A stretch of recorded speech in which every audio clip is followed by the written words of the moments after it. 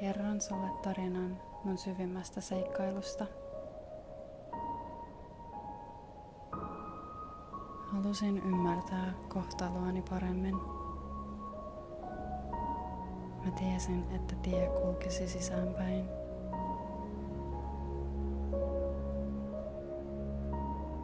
Etäkoulu antoi täydellisen mahdollisuuden kadota maailmalta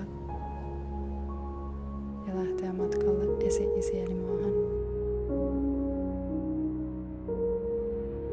Täällä luonto ja henget suojelivat mua ulkopuolisilta tarinoilta.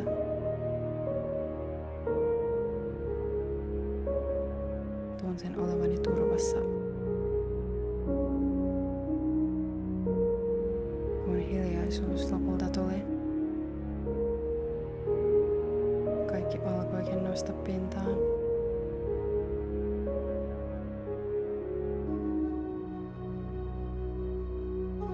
"20 vuoden kerrostuma.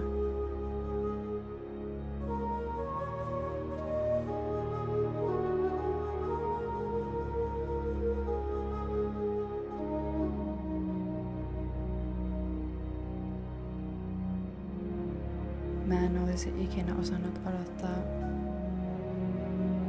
miltä tuntuu hukkua siihen.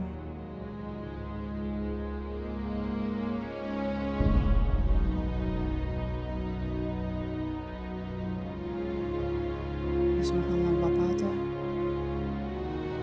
mun pitää kohdata kaikki head on.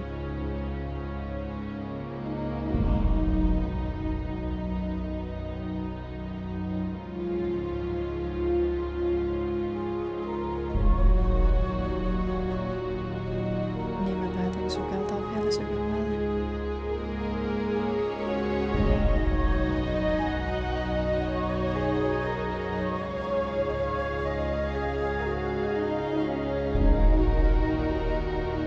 Se, että mä tein tän yksin, oli kivuliain osa.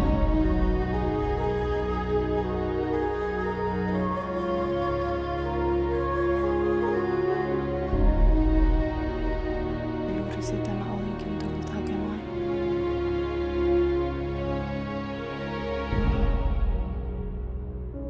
Tilaa.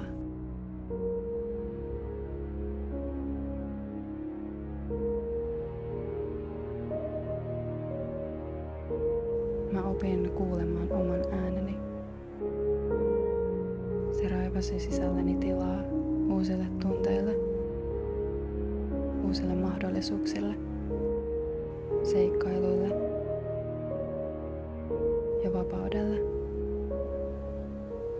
Kaikelle, mitä mä oon aina halunnut, mutta johon en oo ollut valmis. Miisään pyhäkkö oli mulle voimakkain hetki. Täällä mä en tuntenut olevani yksin, vaikka siltä näytti.